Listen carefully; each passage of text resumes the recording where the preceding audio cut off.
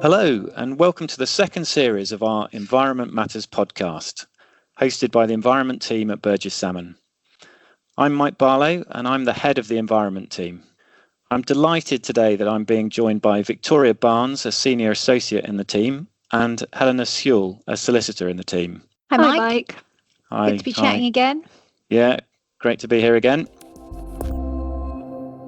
So in our first series of podcasts, we discussed a range of topics, including greenwashing, natural capital, variable monetary penalties, and much more. You can listen back to these episodes on your favourite streaming platform or the Burges Salmon website. Today, we're kicking off the second series with a discussion on what to expect from environmental law in 2025. And this builds on our recent article and blog post, which you can get from our website or our LinkedIn posts. And I think it's fair to say that we expect 2025 to bring with it some significant developments in environmental law. In fact, there's too many for us to cover in this short recording, but we will be recovering other ones in future posts and podcasts. So please do look out for these. So what we were going to cover today substantially is the changes to regulation around the water sector, particularly in relation to environmental issues. We're going to talk about circular economy and what's happening there. And then lastly, climate change and greenwashing. But just before we get onto those three topics, Victoria, I think you wanted to just say something about the DEFRA regulation review, which is also coming up in 2025. Yeah, that's right, Mike. So many of our listeners will be aware that in October last year, DEFRA announced that it had appointed the economist Dan Corrie to carry out an internal review into the regulation and regulators at the Department for Environment, Food and Rural Affairs. Now, the review, as we understand, will examine whether the inherited regulatory landscape is fit for purpose, and will then, having carried out that review, develop some recommendations to ensure that regulation across the department is driving economic growth while still protecting the environment. Yeah, and Victoria, we're recording this on the 17th of January, and I think it's fair to say that the regulators were at 10 Downing Street yesterday, weren't they, talking about how they might encourage growth. So I think this is all part of the piece about using the regulators to encourage economic growth while still looking to protect the environment. And I think that's a really difficult challenge. Yeah, I agree, Mike. And certainly it'll be really interesting to see what comes out of this review. We don't know when it's expected to conclude exactly, but I'm sure we'll see developments during the course of this year on that. Yeah, no, well, thank you. And we definitely will keep our listeners updated on that review. Yeah, I think it's really interesting how this Corrie review is going to pan out, specifically when it's looking at the role of environmental regulators and how that exactly tallies with the budget cuts. Because we do understand the review's not looking to weaken existing rules which protect the environment, but how they can be better applied and used to promote growth. So trying to do more and better with less is always going to be challenging, I think. Yeah, I agree. So watch this space on that front. So just with that introduction then, turning to the first of our main topics, which is the reform to water sector regulation. On the 23rd of October last year, the UK and Welsh governments announced the launch of an independent commission into the water sector and its regulation. And that's marking the largest review of the water industry since it was privatised in 1989. It's going to be chaired by Sir John Cunliffe, who's the former Deputy Governor of the Bank of England. And the commission forms part of the government's, and then this is a quote, long-term approach to ensuring we have sufficiently robust and stable regulatory framework to attract the investment needed to clean up our waterways, speed up infrastructure delivery, and restore public confidence in the sector. The Commission itself is going to draw upon a panel of experts from across the regulatory, environment, health, engineering, customer, investor and economic sectors. And a key aspect is going to be consider systemic issues in the sector. Following the review, we're expecting them to provide recommendations to the UK and Welsh governments in spring of this year, 2025. And the recommendations are anticipated to help establish a clear vision for environmental, public health, economic and customer outcomes, strategic catchment-based approaches to planning, and improved and more stable regulation of the sector, leading to better outcomes for both the environment and for customers. And any recommendations from the review, which the UK and Welsh governments might take forward, they're also expected to form the basis for further legislation. And therefore, the outcome of the review is going to be of key interest to those in the water sector and beyond. And I think it's really notable as well that the government's refused to rule out taking significant measures, such as abolishing Ofwat, the economic regulator, and also reforming the Environment Agency as the environmental regulator, following any recommendations. However, it has confirmed that it's not considering renationalising the whole sector. Thanks, Mike. That's really interesting. And another key development in the water sector is the launch of the Water Special Measures Bill. Can you perhaps briefly touch on that? Yeah, I can. Thanks, Helena. I mean, it is all part of the government's strategy in relation to the water sector, which does all come from the environmental issues that have arisen. And this bill's currently going through Parliament and is intended to strengthen the power of the water industry regulators that I just mentioned, basically intending to hold the water companies to account. And again, this is a quote, where they have failed to deliver for the environment and customers, and to begin to restore trust in the industry. And the bill proposes a number of things that it's going to take forward. The first of them is to give Ofwat the right to prevent water companies from giving senior personnel bonuses if it deems that the water companies failed to meet certain standards, including environmental standards. It's also going to introduce criminal liability for water bosses where their companies breach the law. It's going to include a duty on the Environment Agency to impose automatic fixed monetary penalties for certain offences, including pollution control and offences relating to water resources. And I think this is an interesting one. It's going to lower the standard of proof required for certain offences from the criminal standard, which is the usual one in environmental offences of beyond reasonable doubt, to the civil standard, which is on the balance of probabilities, to enable the Environment Agency to issue fines more rapidly for those offences. And then lastly, in this context, it's going to introduce an obligation on water companies to prepare and publish a pollution incident reduction plan before the 1st of April each year. There is these are published voluntarily at the moment, but it's going to introduce an obligation to do so. And that's doing quite a lot of different things. And Victoria, you and I have talked in the past about that, and particularly how some of those elements are looking to change the existing environmental law and enforcement, particularly in relation to the sector, this one sector. And I don't know if you want to just let us know your thoughts on that. Yeah, exactly, Mike. I agree. It's a really interesting development, and this is a kind of prime example of legislation that's not changing the rules of the game for all. Or for all sectors. It's just targeting one group, the water sector.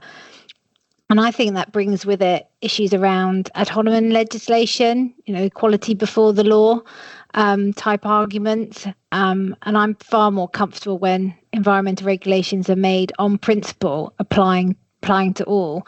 Whereas here we've got very much a sector and particular companies being singled out. Yeah, I agree. It makes me nervous too, from a sort of purist legal angle.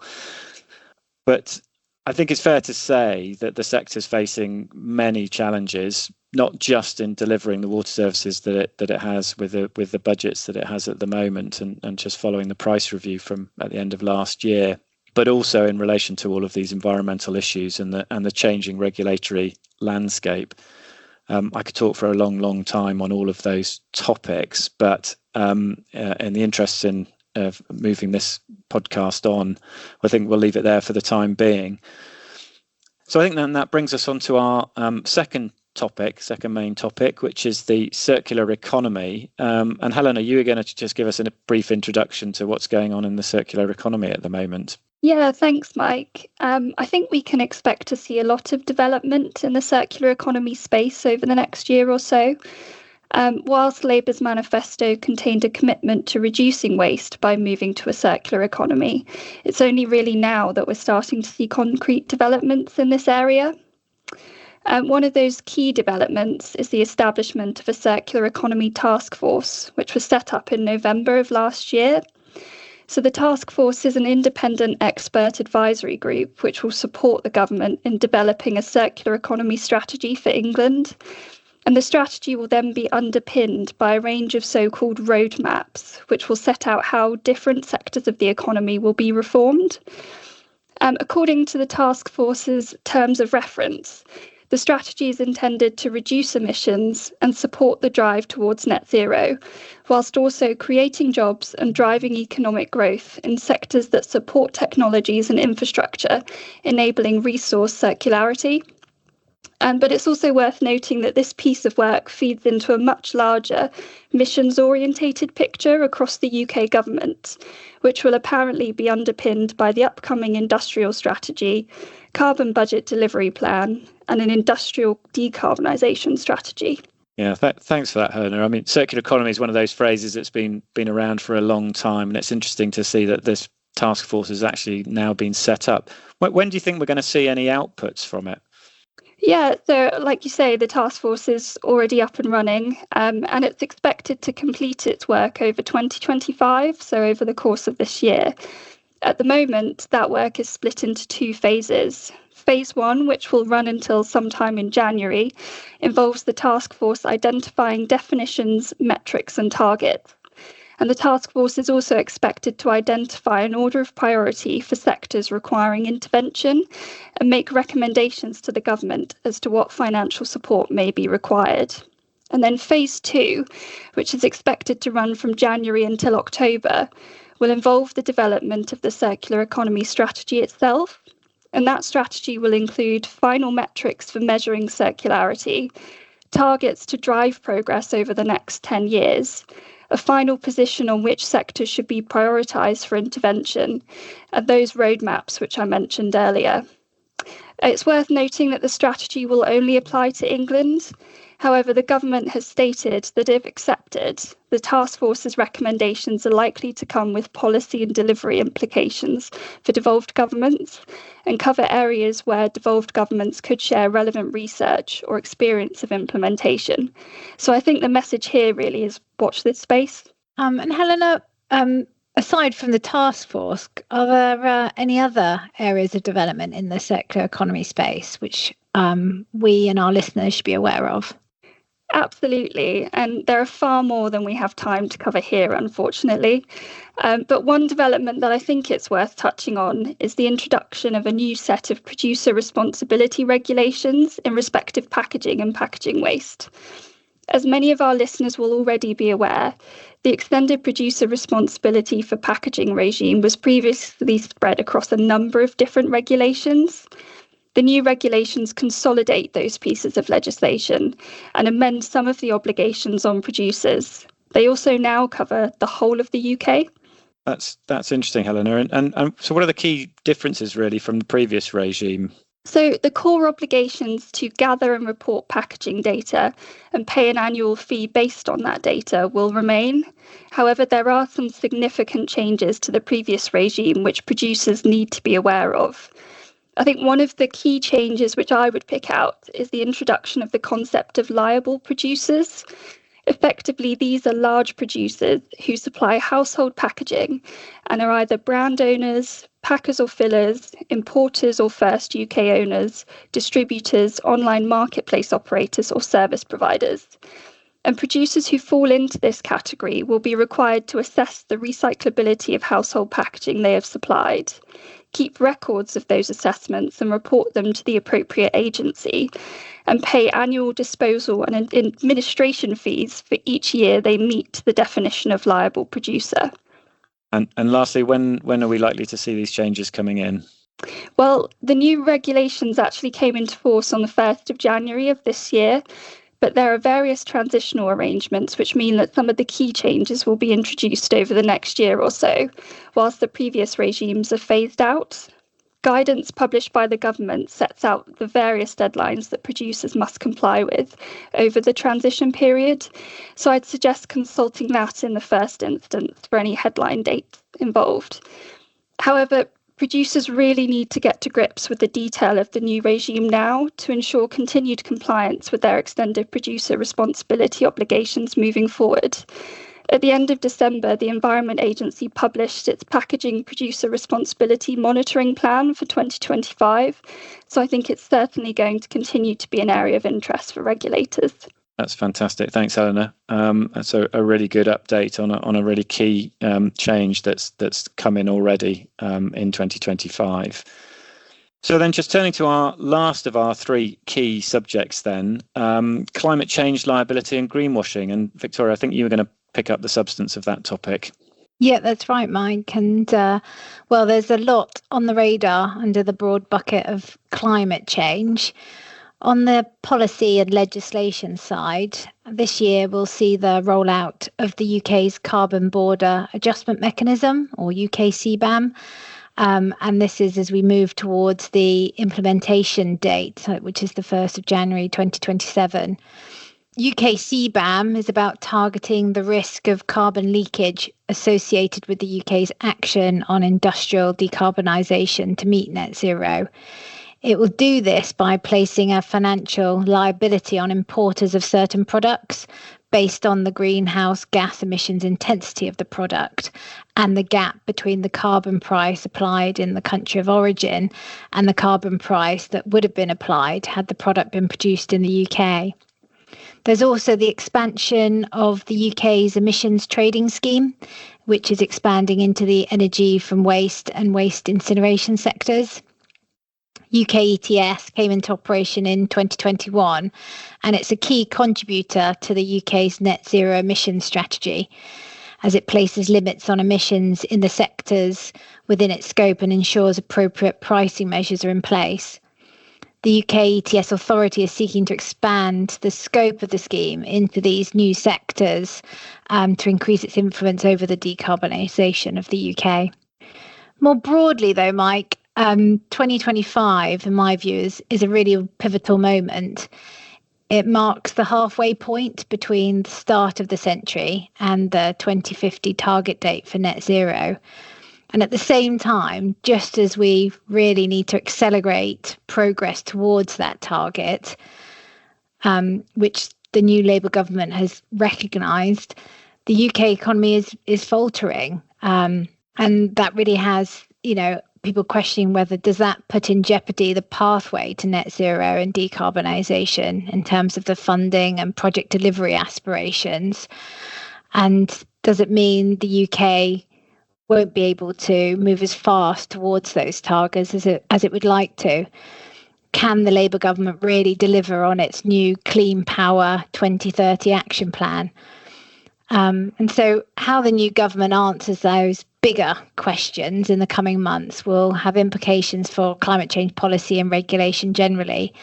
The republication of the Carbon Budget Delivery Plan, which Helena mentioned, which we understand will be published this May, will certainly be a key policy document to look at in that respect. Yeah, thanks for that. And as I mentioned already, we're recording this on the 17th of January, and it was announced today from the Met Office that we're not on target to meet 1.5. So it's a real challenge, this particular topic.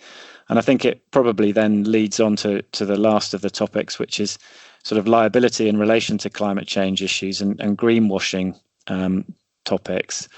Do you think we've seen quite a lot of development over the last few years on that, Victoria? Do you think we're going to see more over 2025? Absolutely. And I think, in my view anyway, 2025 is going to see this sort of climate change liability issues continue in the same vein.